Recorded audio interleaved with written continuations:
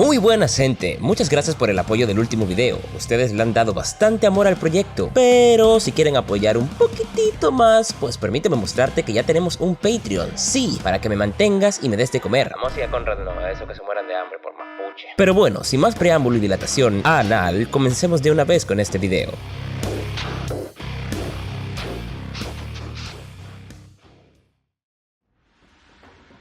Hace poco más de 20 años vi por primera vez Predator, esa obra maestra que no solo es acción militar ni ciencia ficción, sino también una película con tintas de survival horror. Recuerdo claramente el impacto de ver a Dutch, el arquetipo de macho alfa ochentero, siendo cazado, humillado y superado, convirtiéndose en la presa. Pero lo que más me marcó no fue el tiroteo ni los músculos aceitados que...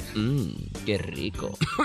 Sino que fue el diseño del monstruo, el Yautja. Crecí obsesionado, leí cada cómic que caía en mis manos, vi todas las películas, incluso las infames Alien vs Predator del infeliz de Paul W.S. Anderson. O sea, no le bastó cagarse con Resident Evil, el tipo literalmente pasó a mandar la cronología de Alien y Predator a comerse una mierda. Y Mila, sí, te hablo a ti, era de la peor que le pudo pasar al cine de videojuegos y cómic, la mierda con la que hicieron Hellboy. Dios santo, yo me detengo porque si no me va a dar una vaina.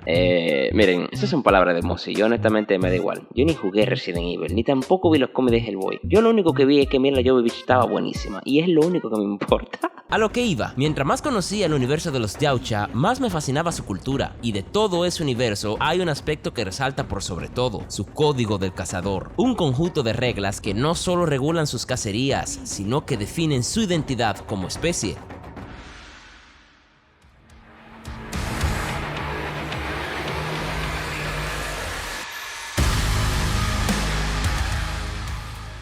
Este código vio su nacimiento desde el momento que Kyle decidió que ser esclavos sirvientes y simples guerreros en coliseos no era la vida de su raza, y en su alzamiento Kyle decidió acabar con la vida de un Amenji, sacando el cráneo de esta raza insectoide y decidido a no volver a la esclavitud, descuartizó el cuerpo sin cabeza del Amenji y se hizo su armadura. Con eso llevó a su raza a una nueva era con el terror en los ojos de los Amenji al ver cómo sus hermanos eran usados como armaduras por aquello que consideraban inferior, aquellos que una vez fueron sus esclavos. Luego de la liberación de los Hish-Quten, Kyle, al que se le llamaría el Alpha Predator, dio un grito de victoria con la cabeza arrancada de su enemigo en su mano. Este trofeo es una prueba de que ya no somos presas. Así nace la piedra angular del código Yautja, la caza como liberación, como ritual, como identidad.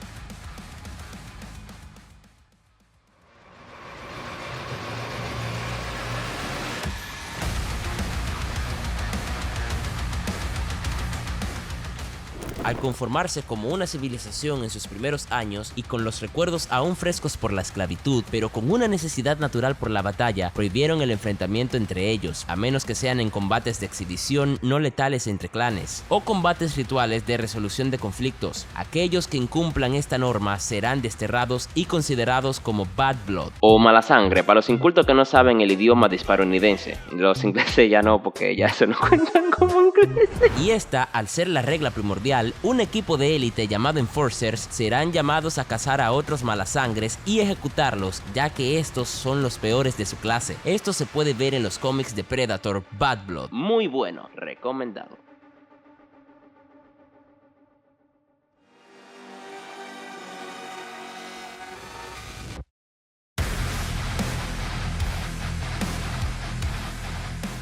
No se mata niños, enfermos, embarazadas o seres desarmados. La presa debe ser capaz de defenderse. En Predator 2, el City Hunter analiza el arma de un niño, obviamente de juguete, y lo deja con vida. Ese momento lo dice todo. No hay honor en cazar algo indefenso.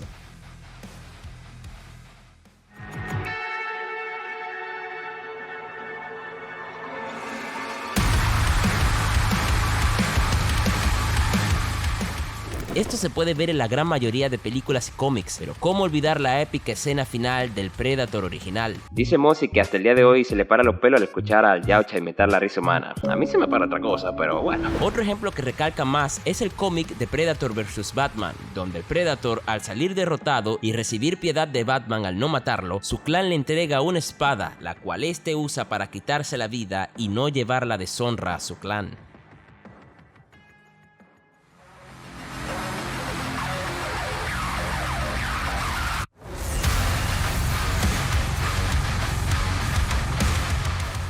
Esto se ve en los cómics, ya que en las películas por lo general son cazadores solitarios, pero en el cómic Alien vs Predator Blood Time se puede ver como varios novatos o no sangrados luchan contra el enjambre y algunos se separan del grupo. Uno de sus compañeros lo ve y hace pasar la caza como suya y se adjudica el trofeo. Los demás del clan, al descubrir eso, lo dejan en pelotas y lo abandonan en un planeta a su suerte por deshonrar al clan con este acto. El resultado, exilio y vergüenza. No solo se castiga el fracaso, sino que también la mentira.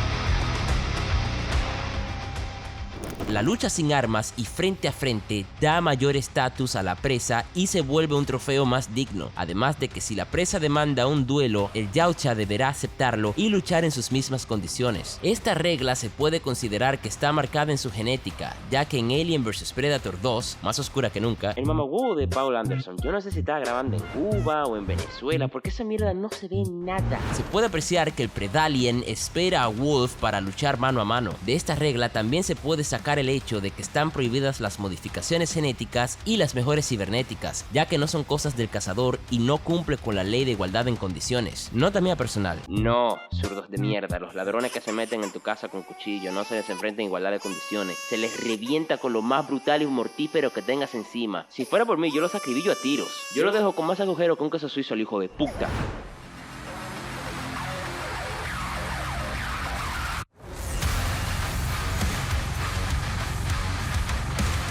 Corto y conciso, el Predator debe ser visible al momento del duelo y por sobre todo al momento de acabar con la presa. En los duelos, el camuflaje es considerado deshonroso.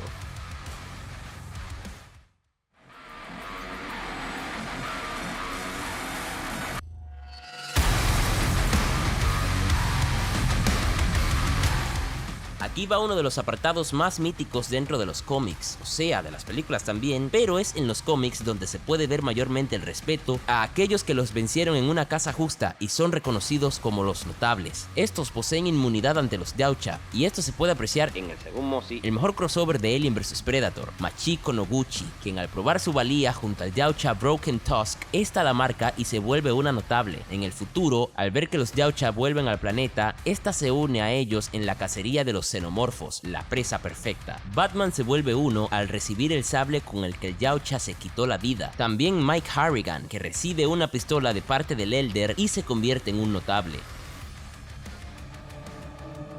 En un mundo donde la tecnología podría hacer fácil el exterminio, los Yautja eligen el camino difícil, la lucha justa, el respeto por la presa. La gloria solo es ganada con sudor, sangre y riesgo. Loco, hasta estos alienígenas que les encanta matar tienen mejor moral que un zurdo de mierda. Dios.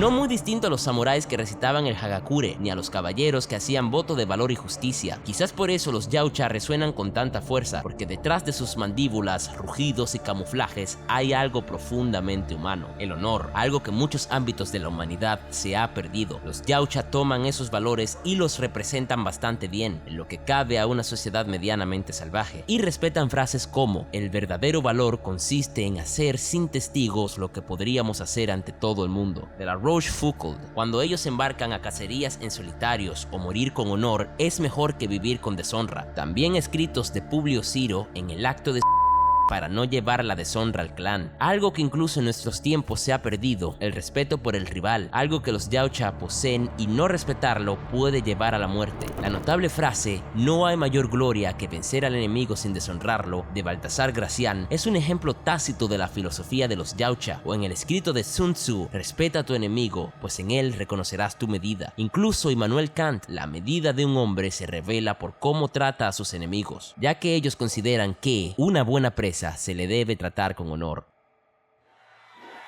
Con esto, cazadores, me despido. Recuerden que así como los Yautja cazando, el honor no se otorga, se gana.